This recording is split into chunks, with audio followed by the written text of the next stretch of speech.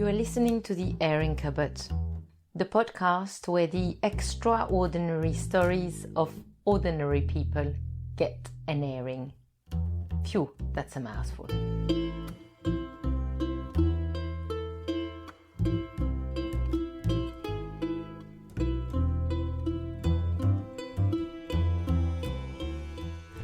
Hello and welcome back into The Airing Cupboard.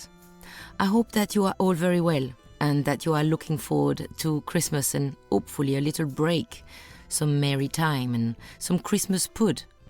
I'm back in the cupboard. Yes, I told you I wasn't going to be too long. First of all, I just want to thank you for the little messages that you've sent me through Instagram and Facebook following the last story, the little dress. You are blowing in my sails and that feels good, so thank you.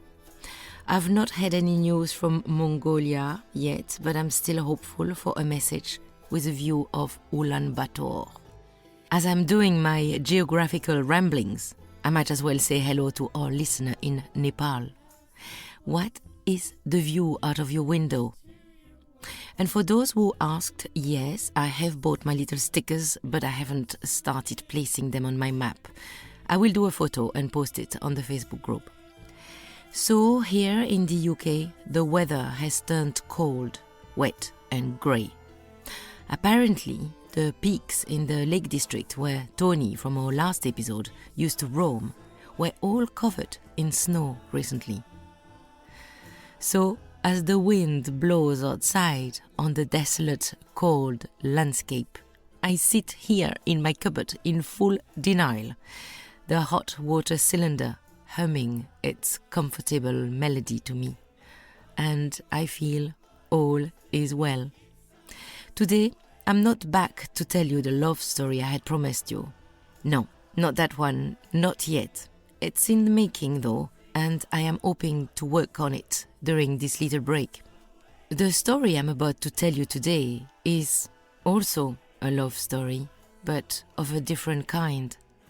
It's a story that is available for all to discover online. My brother-in-law, Nick, had sent me a link about it a year or two ago, and I had loved it immediately. I had then gone down the rabbit hole of researching it, and I found an old video that interested me. I contacted Valor Studios, the creator behind the video, who very kindly gave me the permission to use the audio. Thank you, Brian. My friend Howard Foreman in Montreal worked its magic to clean the tracks. Thank you, Howie. The story is the fruit of my online researches, and you will find my sources in the footnotes of this episode. But of course, and you know me by now, I have added some little details, some feelings born out of my imagination for the sake of storytelling. So, settle, petal, and listen. Franz Stigler was born in 1915 in Bavaria, Germany. His father had served in the Great War as a pilot. One of those first pilots, mostly working on observing missions. Do you remember our English pilot in the story called Mika? Well, they could have very well met in the sky as enemies. Who knows? Franz was soon following in his father's footsteps, flying gliders when he was only 12. At 18, he flew a biplane solo. The sky, its vast expanses, its ever-changing light was his happy place. There, hanging between the rawness of humanity below and the vastness of the universe above, he belonged. He soon joined Deutsche Lufthansa as a commercial airline captain, and when the war broke out, when he was conscripted in 1940, he joined the Luftwaffe. He was first sent to North Africa, where he was instructed by Gustav Rödel, a fighter pilot. But he wasn't just any pilot. Rödel was what was called an ace, with a total of 78 victories against the Western Allies by the time the war ended. So yes, Rudel's instruction was certainly invaluable. Yet, his most important teaching of all were his words as Franz readied himself just before his very first combat mission. His words were these: "You follow the rules for you, not for the enemy. You fight by the rules to keep your humanity. If I ever see or hear of you shooting at a man in a parachute, I will shoot you down myself." Franz went on to become one of Germany's top ace himself. By December 1943, he was almost eligible for the highest military award in the German military, the Knight's Cross, the highest award a Luftwaffe pilot could earn. 30 air victories were the requirement, Downing bombers counting as 3 victories. And on this 20th of December 1943, exactly 80 years ago today, Franz Stigler was sitting at 27 victories. The day was cold and overcast. He was standing next to his Messerschmitt on the ground of the airfield as it was being refueled and serviced. Franz had already shot down 2 B-17 bombers earlier that day. One more aerial victory would win him the Knight's Cross. The breeze was light but biting. He pulled his coat's collar up, wrapping his neck, pushing his shoulder up, his warm breath exhaling in little puffs that lingered in the damp, freezing air. And that is when it happened. He heard it before he saw it. That sound was unmistakable. He turned around and narrowed his eyes, looking at the horizon. There it was, in the east, coming towards him, flying surprisingly low, an American plane, a B-17 bomber, most likely on his way back from a bombing mission. Earlier that day, across the English Channel in England, on a typically cold, overcast winter day, Second Lieutenant Charles Brown had lined up his B-17 for takeoff. It was Charlie Brown's first ever combat mission as an aircraft commander. The bomber, called Ye Olde Pub, was part of a bombing group targeting aircraft manufacturing centers in Bremen, Germany. Charlie, a self-described farm boy from West Virginia in the United States, was only 21, but that wasn't what he had told his 10-man crew. No, 25 sounded much better for an aircraft commander. Now, if you are like me and know nothing about bombers and bombing missions, let me explain a little. The B-17 was not just a bomber. It was also equipped with impressive firing defensive power. It made it a formidable opponent for enemy fighters. The Germans saw it as a scary beast, especially when they were flying in packs. Indeed, flying in tightly stacked defensive formations would offer aircrafts mutual protection. Now, on that 20th of December 1943, before the 10-man crew could even drop the first bomb, Ye Olde Pub was hit badly by flak from hundreds of AA guns on the ground. It was peppered. A damaged engine forced Charlie to hang back from the formation, leaving him alone in a vulnerable position, an ideal target, a sitting duck, not just from flak fired from the ground, but especially for fighter planes. And soon, 10-15 German fighters closed in on Ye Olde Pub and tore through it with cannon fire. Although they were all on their own, the crew fought back with fury, their machine guns taking down 3 of the fighters. But the price to pay was heavy. The tail gunner was shot dead through the head and neck, and another crew member took a shell to the eye. Charlie Brown, the pilot, was hit in the shoulder. On top of those injuries, the bomber was in serious trouble. Most of the services were offline, from electrical to wing flaps. The 9 surviving crew were now vulnerable to the freezing and low oxygen air at the high altitude. Even the morphine to treat the injured had frozen solid in their glass ampoules. With blood loss and low oxygen, Charlie Brown passed out. The bomber, with its damaged engine and flaps, started spiraling out of control. The German fighters left, adamant the bomber would crash into the forest below. But it didn't. Charlie suddenly came to in time to see a sea of trees so close. At the last minute, he managed to pull up. Now leveling out, the battered bomber slowly gained altitude. Charlie's eyes were on the horizon, on the west, towards the Channel, England, safety. Could his B-17 manage to take them? Would the engines keep the aircraft going for that long? But the engines right now were the least of his problems. Indeed, as he looked to the ground, his heart sunk. His flight path was taking him directly over a Luftwaffe fighter base. Surely that was it. And it was at that precise moment that Franz Stigler spotted the bomber. Franz's eyes locked in with the advancing aircraft.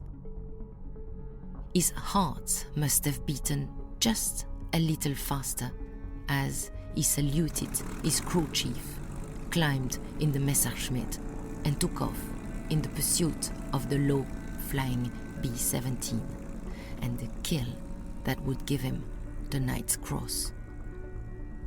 As Stigler came upon the bomber in a perfect approach towards the tail, he saw the devastation suffered by the crippled plane. Ye Old Pub had lost its rudder and elevator from the tail. It had one engine failed and the others struggling to keep the plane going. There were bullet holes everywhere, and in some places, shots had torn away huge parts of the fuselage, revealing the bomber's cargo, an exhausted, frightened crew. Stigler first noticed the deceased tail gunner, and, as he pulled forward, more of the wounded man. Even the nose cone was shattered. Franz could not believe that this plane was still flying. It was battered, defeated, but still it hung in the air, its nose pointed towards the west, England in a desperate attempt to reach safety. With his hand on the trigger, Stigler was ready to fire, yet he couldn't. In his head, all he could hear were the words he had been told 3 years before. Rudel's words. You fight by the rules to keep your humanity. If I ever see or hear of you shooting at a man in a parachute, I will shoot you down myself. What was the difference between this plane and a man in a parachute? And instead of shooting, Franz did something else, something that was not only going to change the course of the 9 crew's lives, but his own too. Franz Stigler pulled up alongside the cockpit of the B-17, discovering its pilot covered with blood and slumping, concentrating on the horizon. It's pilot Charlie Brown, who now turned his head, looking out of his right window and discovering a Messerschmitt flying on his wing. The German pilot now looking at him. For a second or two, those two enemies were leveled, looking at each other, locked. Time must have stood still. What happened at that exact moment in the mind of both pilots? Only they know, but a connection was born. Stigler waved, then flew across the bomber's nose and motioned the pilot to land in Germany. But the American wasn't budging, ignoring his hand signal. Franz realized he would never comply, and so he frantically pointed north, trying to get Brown to head to neutral Sweden, where the crew would get medical help. But still, Brown ploughed onto the west, headed towards England. Beneath them, on the ground, there were more flak batteries, their cannons directly pointing at them. But, of course, by flying in close formation with the aircraft, Franz knew that the anti-aircraft gunners would not be able to fire. The small German fighter plane in the wing of the big bomber. Or should I say, the big American bomber under the wing of the little German fighter plane. And just like that, Franz nursed the battered bomber and his crew towards England. After escorting them for several miles out over the North Sea, the Luftwaffe pilot aligned his cockpit with that of the bomber, crisply saluted, rolled over, and disappeared.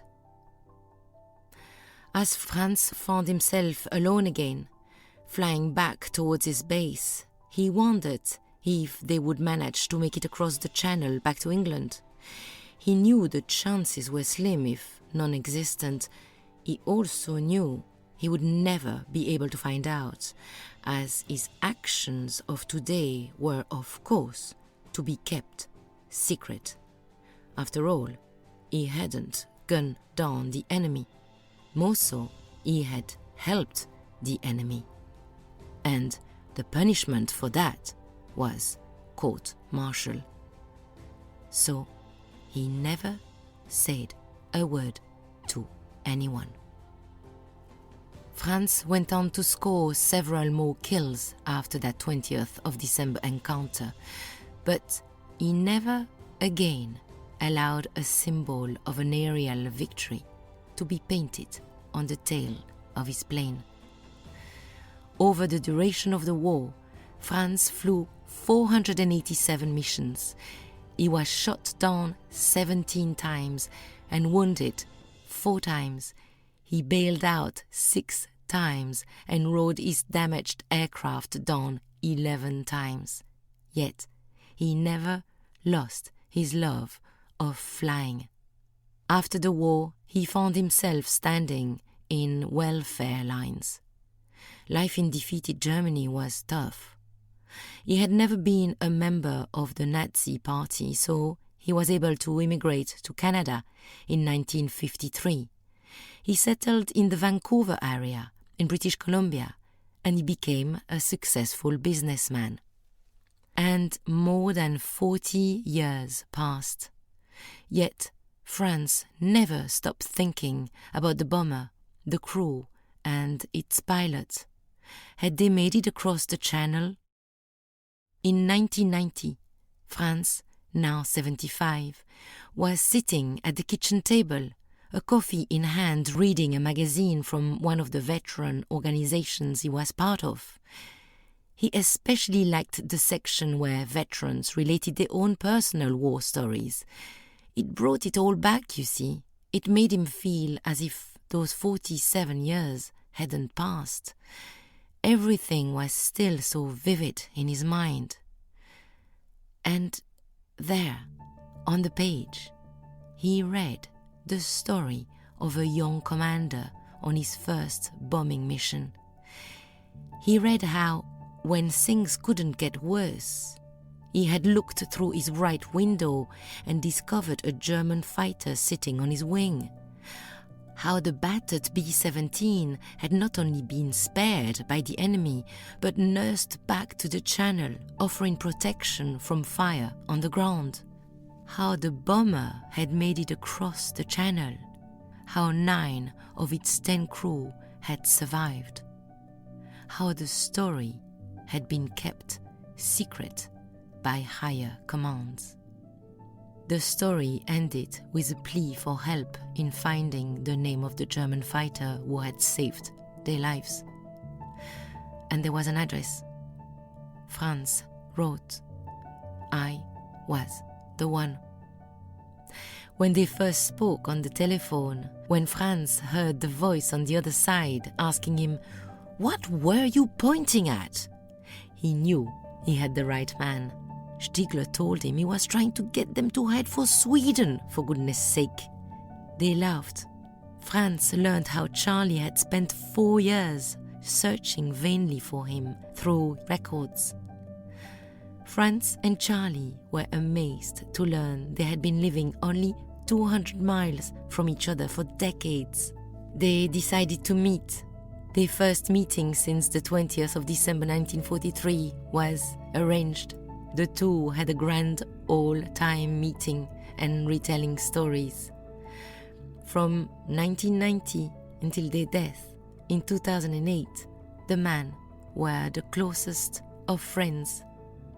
Their first meeting was filmed and recorded. The voices you are about to hear are that of Franz and Charlie on that meeting. If, like me, you find it difficult to hear the very last words of Franz, I will help you, but first I will let you listen. And he came up from the rear. He was then about, as I came up to him, he was almost about 2,000 feet high again. And I saw the tail gunner wasn't there because the guns were hanging down. Half the tail was missing on the left-hand side, practically no tail at all. So, and the rudder was in the same shape. So I went up to the right side along the fuselage. It's hard to describe. If you see an airplane like so crippled, you know positively that there were badly wounded people aboard.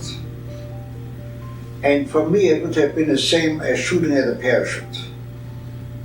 I just couldn't shoot. That's all there is to it. I just hoped that he brought his wounded man home. I went up to the right wing and I saw one pilot sitting in there. And they looked at me and I look out the right window and there parked on my right wing is a German BF-109. The little sucker looked like he owned me and belonged there. And I was still in a bit of a state of shock.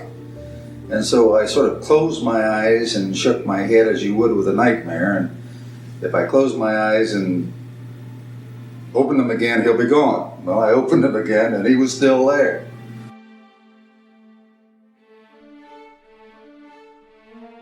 I waved to him. And we came out over the water, and I figured, well, the shortest way where I can get away was to fly to Sweden. Well, it was only half an hour flight for him. But no, I said, stupid guy, he made a left-hand turn towards England. I said, well, now I hope you make it. Pilot gave a salute and left. So we started trying to make a decision. I said, anyone who wanted to bail out could bail out. I was going to try to make it back to England. And so the crew all chose to stay on board, and we just barely made it in England at about 250 feet.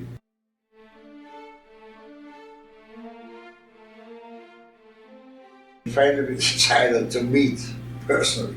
That's what we did here, in this hotel here. That's where I was sitting together and trying to get drunk. Could you sort of tell us what your feelings were when you two met today? It's almost impossible to describe. We had spent several hours on the phone, so I felt that we had something in common. First, a love of air and a love of aviation. It was like meeting a family member, a brother that you haven't seen for 40 years. That's about as close as I can come. Franz, what were your feelings when you met again for the first time? I was so happy as we met that I dropped him on top of him.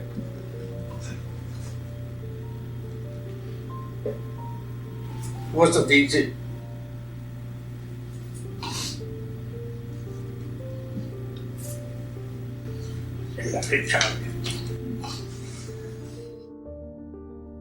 So, if you couldn't quite understand Franz's very last words in this audio, here they are.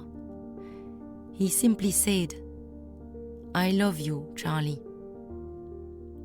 So you see, this is a love story after all. Franz died in March 2008 at the age of 92. His obituary lists his immediate family who survived him, and at the end, his special brother, Charlie Brown. Charlie died just 8 months later at the age of 86. Even in death, those two couldn't really be apart.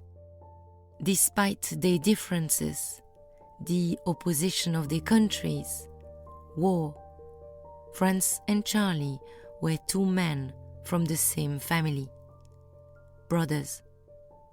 Although Franz Stigler had many military decorations as a fighter pilot, extraordinarily, his most cherished award came from his former combat enemies.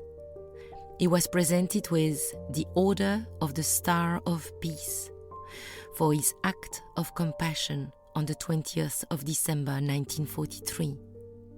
He is the only Luftwaffe pilot to be so recognized. Et voilà. I hope you have enjoyed Franz and Charlie's story. If you want to know more, this story was the subject of a book by Adam Makos in collaboration with co-author Larry Alexander. The book is called A Higher Call. Although I personally haven't read it, the reviews are very, very good. It's available both online and in bookstores. Now, I must love you and leave you, but not before wishing you all a Merry Christmas and a very Happy New Year. I will be back in January with the love story I have promised you. Yes, another love story, Zoe, I hear you say. Well, you know me by now. It is all about love. Until we meet again in the airing cupboard. Goodbye.